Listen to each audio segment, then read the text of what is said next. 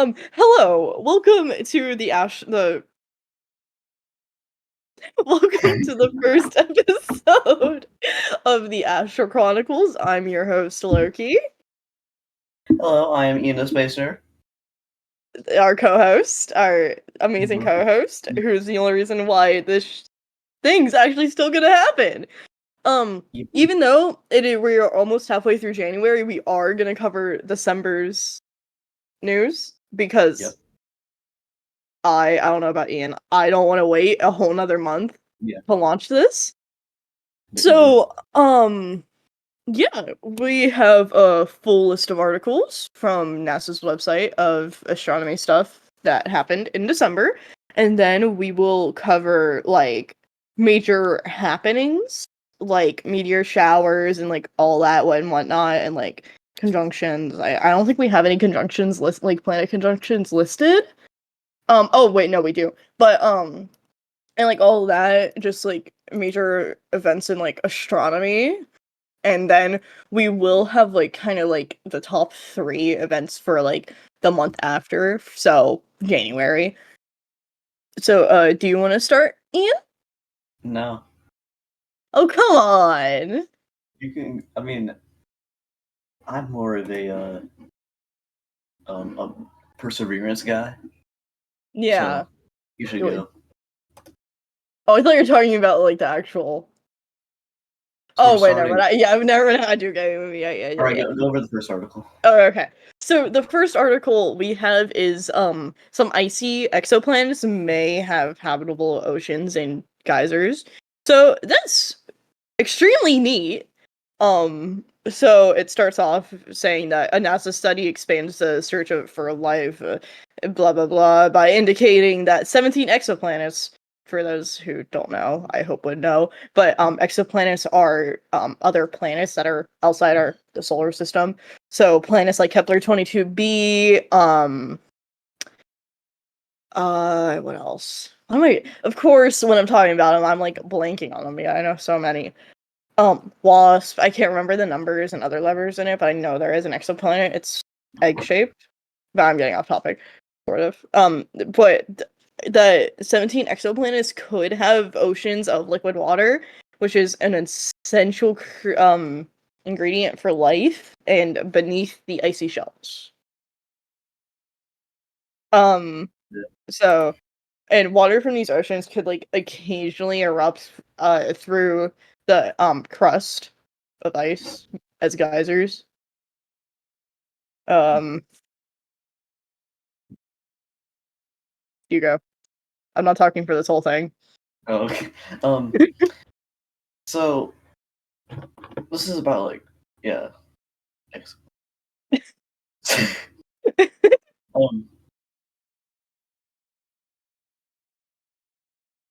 so the surface temperatures on these icy planets can actually what? Okay, they're in the star's habitable zone, so the Goldilocks zone, which is like a place where life can, so to speak, live. And so you can get to up to the blah, blah, surface temperatures can get up to 60 degrees Fahrenheit, which is actually habitable. I don't know where you're at, but since they're in the habitable zone, it basically keeps it so, and it allows the liquid water to be like to stay, to have it exist and continue to exist. But it is possible for like an exoplanet that's out of the Goldilocks zone and is like, let's say, like the distance from like our sun to like Neptune. It still is possible for it to have an ocean underneath the crust of ice if it has enough heating in its core. So I want to mention something. So with Kepler 441b, the geyser activity, the estimated geyser activity went from 17.6 pounds per second to 640 pounds a second. So that's a big jump in that. Yeah. That's ridiculous. That's redonkulous. Yeah. Pretty redonkulous. Alright, we go to And the next like, one? or I was gonna mention something else. And like, all this like activity has just been found by exoplanets transiting in front of its star. And like that's how, and it's like due to like certain colors of like the sun and whatnot could be dimmed or blocked out by the water vapor from the geysers. So that's how they discovered all this and like all the information that goes into it. We're probably not going to go into too much detail, but if you like want to see all the articles, I can have like IDOT put the links in like the description or something when he posts this, if it ever gets posted. Um, but yeah. We mentioned the next article now? Yeah, sure. Alright, so next article is about the NASA Perseverance rover. It is still doing its thing, looking for ancient life on Mars. Yeah, and it also is past its 1000th soul, so congrats. Very good, very good. So yeah, it is currently still in Jezero Crater. It is an ancient Martian lake, and is still looking for signs of life. Well, Yeah, past life.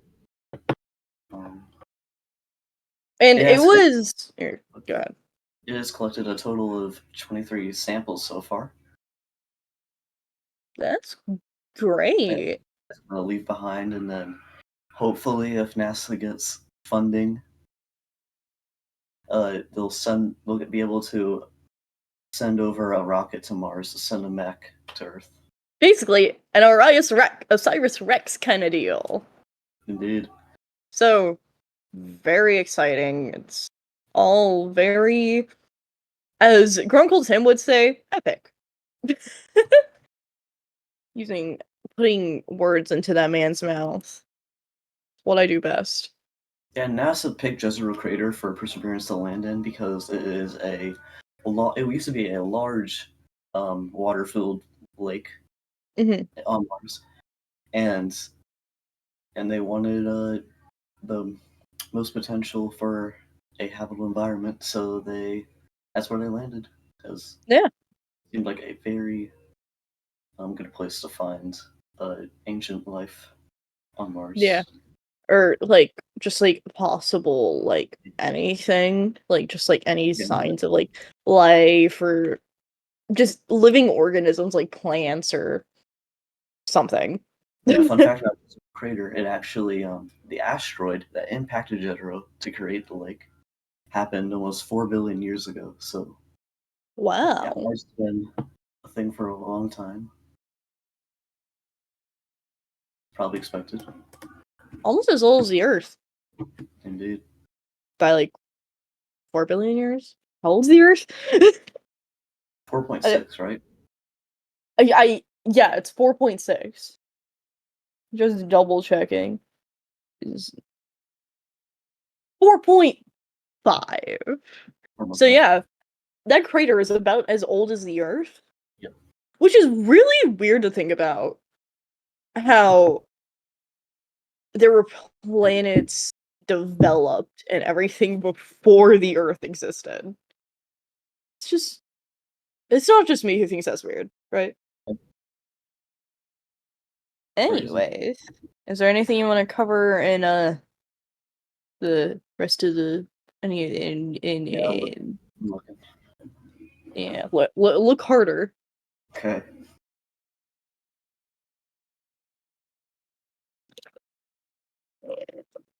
So yeah, to look for look through the rocks on Mars, they have to use like X-rays made by JPL. Don't Um, they? Isn't that the pixel one? yeah, Yeah. use Pixel to like. Hold on, I need to find it. Of course, I had to close the tab, but it's like I saw something about it with like chemical makeup. Or am I going insane? Hold on. Yeah, it analyzed the pixels, one of the tech stuff, the instruments on Perseverance, and it took samples and analyzed the chemical makeup of the area of abraded rock dubbed, I'm gonna butcher this so badly. It was Alzel? I don't know. Something falls. And it found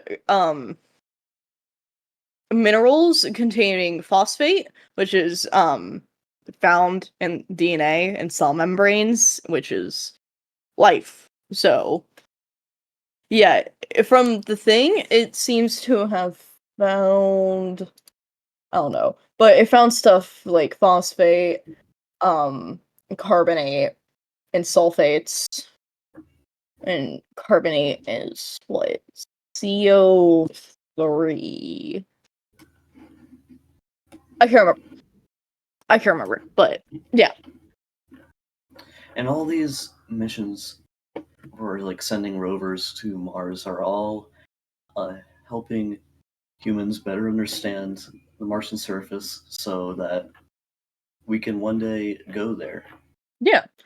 And it also furthers advances in astrobiology, which is the study of life in space, which is my favorite. I plan on doing that as my job. Or being a baker. But yeah. So this is all very beneficial, and like with everything JPL is doing and NASA and all that, all working very well. And this also, I feel like, helps us better prepare for stuff like Artemis, like future Artemis missions. I don't know. Yep. But it's something. So yeah, the next article Yeah. talks about the Mavin probe. Yeah, and it's observing disappearing solar wind. So, On Mars, yeah. yeah, in December 2022, Mavin, Mars Atmosphere and Volatile Evolution mission, observed a very dramatic and like not expected disappearance of a stream of charged particles constantly emanating off the sun. So solar wind. It noticed that solar wind was literally disappearing, and it was caused by a very rare type of solar event that is very powerful. It literally created a void in its wake as it traveled through the solar storm. Yeah. So solar wind disappeared from Mars for a day, essentially. Kind of sus. Yeah. Hold on, we're reading through this real quick. Because we did not know how to go about this whole thing. But hopefully Ada is editing this. hopefully. If not, that would get really awkward. Indeed.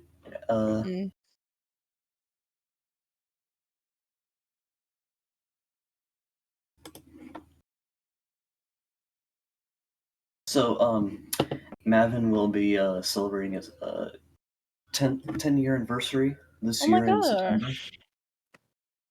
That's grand. Mention. And also, since the sun is getting closer to the like peak solar, like the peak solar activity of its 11-year cycle, the Mavin mission could like have like a huge impact of what we like a larger impact of what we think it could. It how do I word this? It can better our understanding of the sun's solar cycles and help us understand. Yeah. I don't think there's much else to mention on this, is there? Yeah, but no, not much. But Goddard Space Flight Center in Greenbelt, Maryland, the home of Josh. Oh yeah. Sort of. I want to go there. Yeah. You've been to Josh's house. Me and I Yeah. don't haven't. We all need to go. I'll have a sleepover. Okay. I've had experience. I know you probably don't, but okay. I will in April. Oh. If my grandpa lets me. So I don't really know what this next one's about. Yeah, I don't either. And for this, it's on Enceladus. NASA study finds life sparking energy source and molecule on at Enceladus. And I had to Google translate how to say Enceladus because I thought it was Enceladus or like Enceladus So yeah, or this something is like that. So, for those who don't know, Enceladus is one of Saturn's moons, which yeah, I has see. yep, and under said ice is an ocean. Yep. So icy moon with ocean under it. Yeah, it Great has. place for possible life.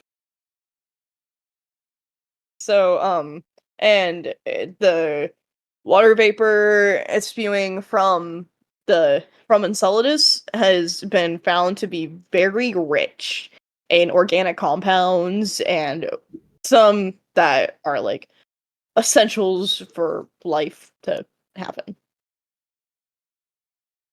And they're analyzing all this from the Cassini mission, which is very neat.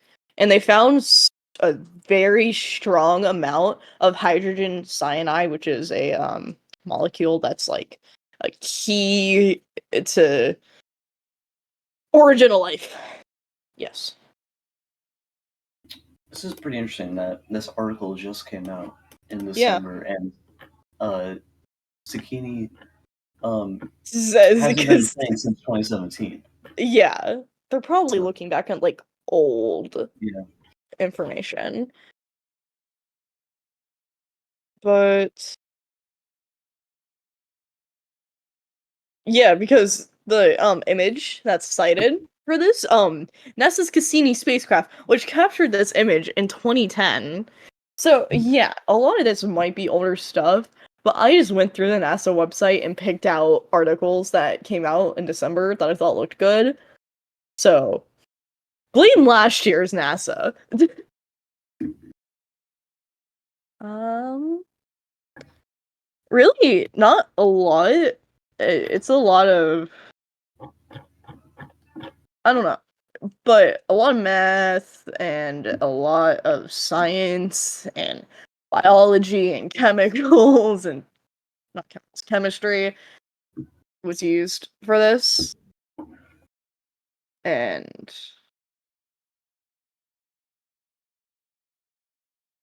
yeah. So is that it for that one? yeah. All right. So next article, NASA's Neowise spacecraft celebrates 10 years and plans its end of mission. I was about to say yay for celebrates 10 So, years, but no to plans and mission. so the mission began in 2013, late 2013, Yeah. and December. it is it's a space telescope, Yeah. and it is So yeah. discovered a comet and more than 3,000 near-Earth objects, Which is asteroids. really cool. So yeah, mainly discovering comets and asteroids looks like. Yeah. Which is good. In NEOWISE, which I didn't know what it was short for, but luckily it says, is Near Earth Object Wide Field Infrared Survey Explorer. Good thing we have acronyms, because God's that a handful. Why does everything need to be an acronym? Why can't we just use one-word titles? Sometimes they're good, but kind of overusing them at this point for NASA. Nah, So nah, yeah. Um, So, as we mentioned earlier, with the disappearing solar winds ones, about every 11 years, the sun experiences a cycle of increased activity that peaks during a period called the solar maximum. So, like explosive events, solar flares, coronal mass ejections that become much more frequent as and heat up the planet's atmosphere a lot more, and that causes it to expand. So atmospheric gases and increased drag on satellites orbiting Earth, which slows them down. So with the sun currently approaching its next maximum, Neowise will no longer be able to obtain its orbit above our atmosphere. So that's why it's sadly ending.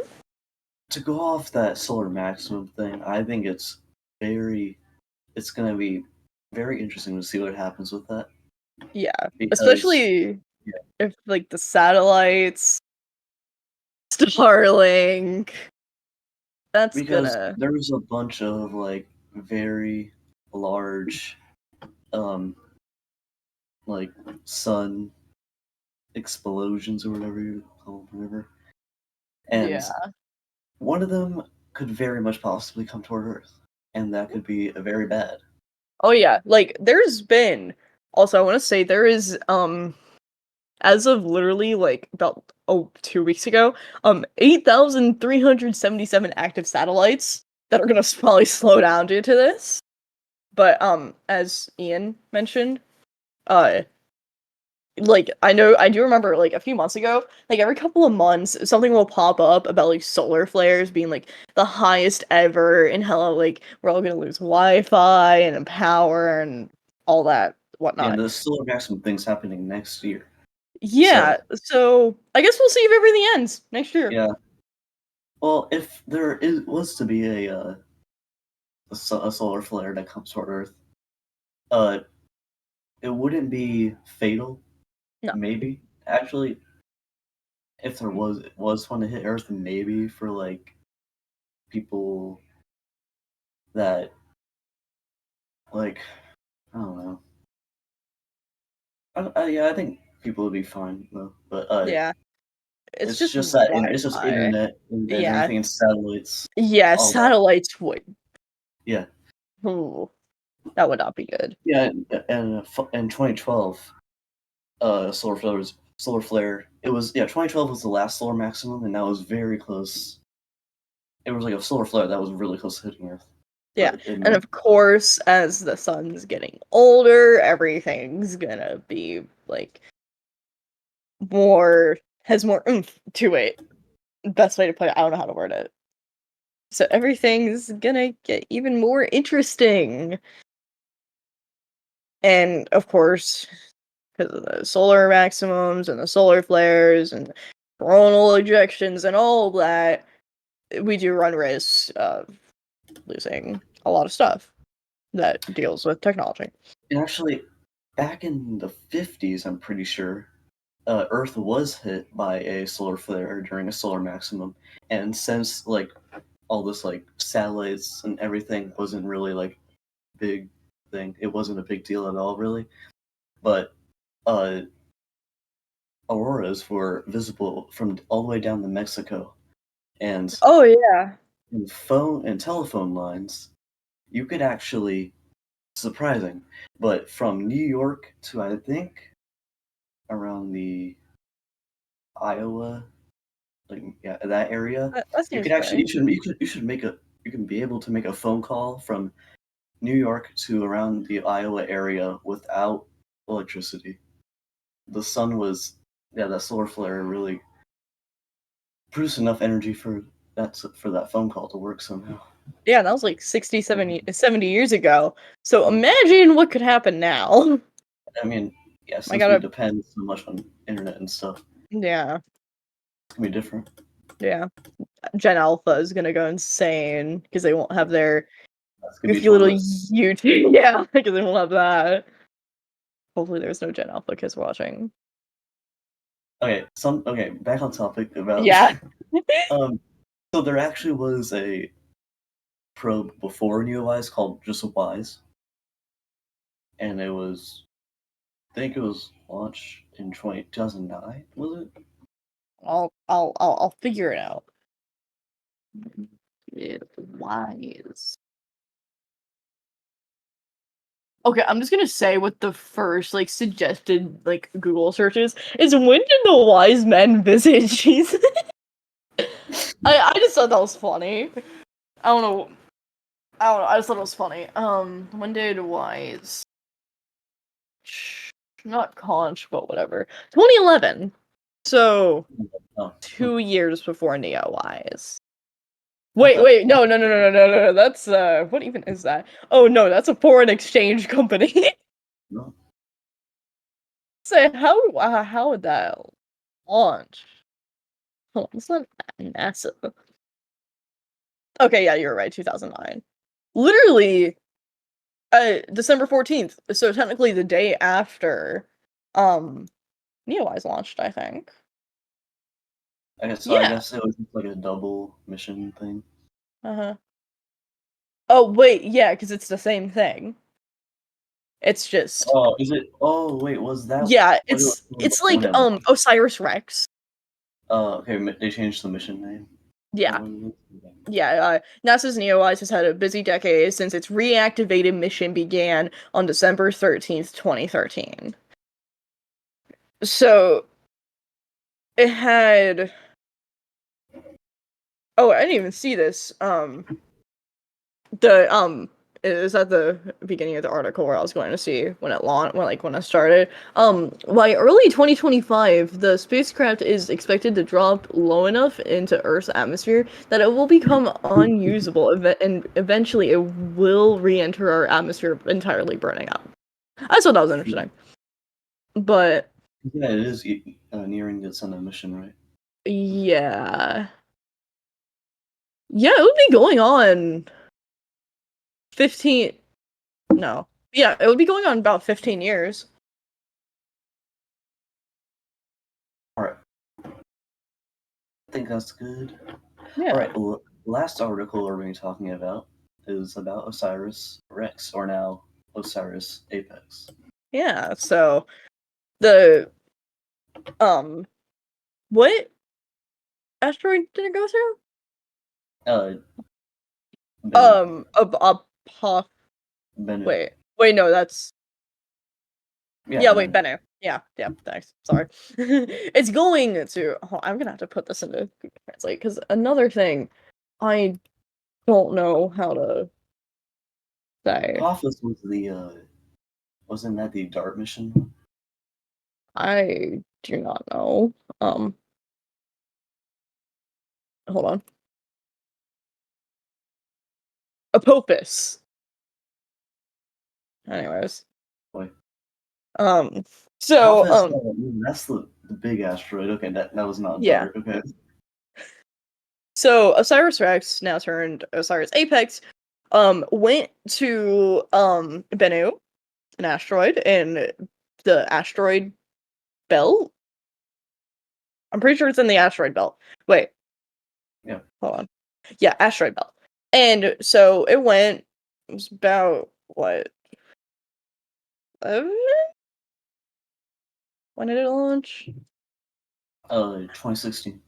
Yeah, so It's a long time. Yeah. about 5-year journey. Uh, Well, yeah, no, 7, because it left Bennu in 2021, and then it came back in what? 2020. September? Uh, September 2023, roughly? so September, November, October-ish, around there. End of 2023, end of 2023, and it came back with samples from Bennu, which is groundbreaking. They found a lot of incredible stuff, and yeah.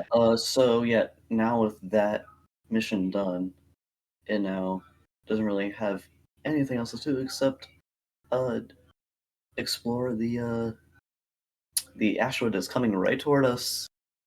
oh, it's coming Uh, towards us. Office. Yeah. It's Oh, gonna be making a very close flyby to Earth in 2029. which is going to be very cool to see because we'll be able to see it with our naked eye going across the night sky. Wow. And also, they also could have chose like other places like Venus and other comets were options to send Osiris Apex to, but they chose Apophis because it's an S-type asteroid made of silicate materials and nickel iron, and a fair bit different than the carbon-rich C-type Bennu asteroid. So they saw more opportunity at Apophis, or Apophis, however you want to say it. I don't know, I'm just gonna say Apophis, because that's what Translate said. But, yeah, the pass. And, scientists estimate that the asteroid of Apophis size, about 367 yards across, which is about 340 meters, comes this close to Earth only once every 7,500 years. So a lot. And Not very often. Um, yeah, let's and the asteroid size. Well, no, not the asteroid size. It'll be coming to Earth as close as 20,000 miles towards which Earth. is 32,000 kilometers. Yeah. And Looking at Earth's gravity will slightly deflect the trajectory of the 1,100 foot wide near Earth object. Wait, what? I don't know. Don't listen to me. But yeah. And Osiris Apex will arrive at the asteroid later in April 2029 after it makes its pass by Earth, I think. Right? Yeah. Oh yeah. Yeah. In addition to studying changes to Apophis caused by its Earth encounter, the spacecraft will conduct many of the same investigations that OSIRIS-REx did at Bennu, which includes using its instrument site, or not site, suite of imagers, spectrometers, and a laser altimeter to closely map the surface and analyze its chemical makeup. So, this episode is covering a lot of analyzing chemical makeups, I guess. This is like the third? I don't know. Yeah, and as usual, these like missions discovering asteroids, comets, such, are all being done by Goddard Space Flight Center. Yeah. In Maryland, right? All these, yeah. What's with Maryland? It's always either Goddard or JPL in Pasadena. So California, Maryland both play huge roles in space exploration. Surprisingly, they're both on opposite sides of the U.S. All right. Nothing is managed from KSA. So I think it's time to go over past events in the past month. Yeah, so that's the end of the articles. We'll probably get better as going over those as more episodes happen. So just brace yourselves. So I hope Ian you will continue doing this. Yeah, I'll come on sometimes. What about the other? Not sometimes. Well, it can't be just me. Yeah, I gotta get it. Lincoln said that he would do it if he had a spot. Thank you, Lincoln. Just gotta force Josh into this without making him realize that he's on a potty. It's gonna be hard to do. And sometime I'll kidnap IDOT to my place and we'll record it here or something. Yeah. So, do you want to go over December's? Sure. Okay, yeah. All right. So on December 8th, Mercury was actually at its evening peak, which is the best time in the evening to visibly see Mercury, because you can't really see Mercury that often. Mercury? What? I know it's Mercury? It's Mercury. Whatever. Mercury. I don't care. I don't care. So yeah, I keep And missing these evening peaks or morning peaks. I keep missing them all. yeah. And of course I live in Ohio, so it's like always cloudy. Like And trees, there's literally. trees on the horizon. Yeah, I live in the woods, so half the time I can't see things because trees. Yep. And It's that's great. you need that to be able to see Mercury in the morning or evening. Yeah, but I do have a lower light pollution than I don't, because he lives in a neighborhood. I don't. That'll probably change soon, but I have advantage.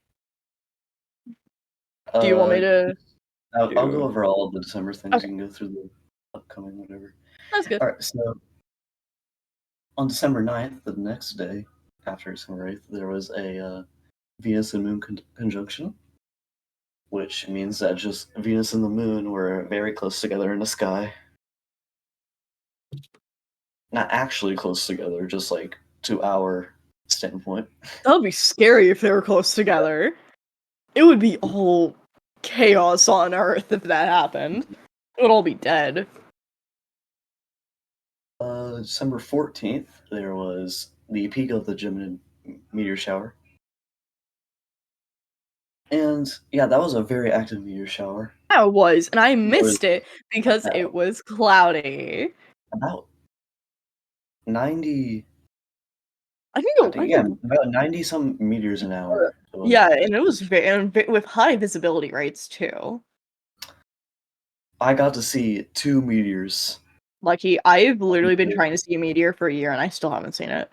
Well, you usually see meteors when there's not a meteor shower happening, when you're just randomly looking up and you just see Yeah, them. That's what happens to me, I guess. Because sometimes when I'm just outside stargazing, I just see one.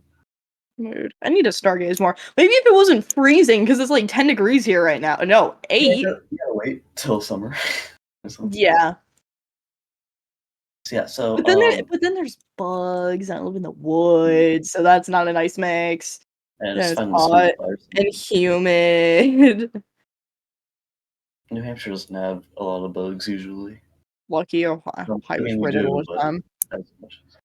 At Okay. least it's not wallops. Oh yeah, that sucked. Okay. 27 bug bites on just my calf. All right. We had 2 events happen on December 21st. We had the winter solstice. Is that how you say it? Yeah, winter solstice. Solstice. Which do you know what that? I The know winter solstice is the shortest day of the year. So I think there was only like 8 hours of daylight. Hold on, let me double check. But basically that um hours of daylight is in the winter solstice. Okay, I was close. 9 hours and 13 minutes. Um, and also it marks the first day of winter. Yep. Okay, so also on December 21st was the Moon and Jupiter conjunction, which is again where to us it looks like they're very close together in the sky. And luckily not very close together Actually. physically. Yeah. Yeah. And then Alright. I will go over the top 3 and most interesting things that are happening in the month of January. And also we are recording this January 14th. A little late, but So something stuff may have happened. yeah, but we've been busy.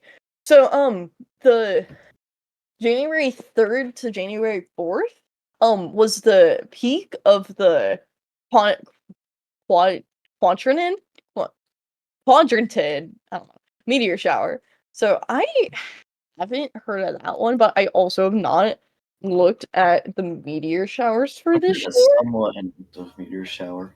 And Yeah. not in some locations, but whatever. It's in the constellation Boötes. Finally getting that right. I used to think it was Boots. Um, and it was discovered in the 1820s, and it occurs from December 28th to January 12th, so it just finished. And it has a uh, zenithal hourly rate of 120, so it can reach up to 120 meteors per hour. So, Wow. cool. Yeah, a lot.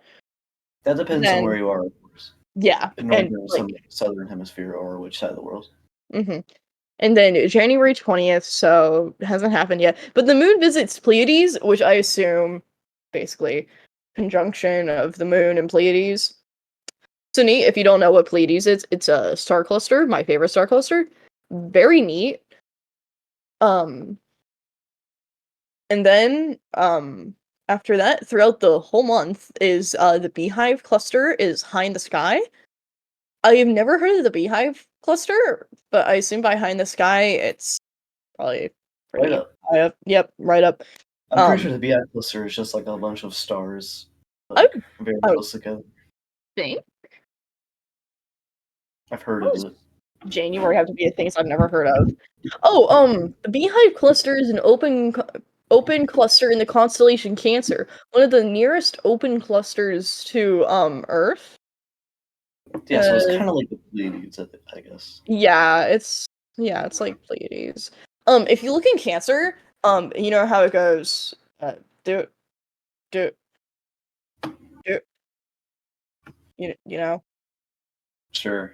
Okay. Well, there's 5 stars. One up here, one here, one here, one here, one here. In between the one here and here, it's there. Oh, okay. Best way to put it. Then, of course, there's Castor to the side, and Regulus, and that way, and Castor's that way. Yeah, but it contains a larger population of stars than other nearby bright open clusters, holding around 1,000 stars. So a lot. But compared to the actual like amount of stars that we have in like the universe that we can see, that's not a lot. And that seems to be the end of everything we have. Why is What? comment. This is not part of this, but Christian and Josh are on call right now. I don't know. Snapchat? Is that what that was? No. Okay. Alright, let's do an outro. So Okay. Like the intro, I'm gonna wing this. We did not have this planned at all. say ASA out. No, I have. You see the little phrase at the bottom? Oh. That's what I came up with for the outro. I don't know. ChatGPT didn't help me. It gave me really weird, cheesy, and corny ones, and that I did not like it. So I just went to Latin, Google Translate, and did a very popular quote from Dead Poet Society. If you know, you know. But thank you for watching the first episode of the Astral Chronicles. I am your host, Loki. I'm Ian the Space Nerd. Our co-host. And as always, Carpe Noctem, seize the night. Thank you. Thank you.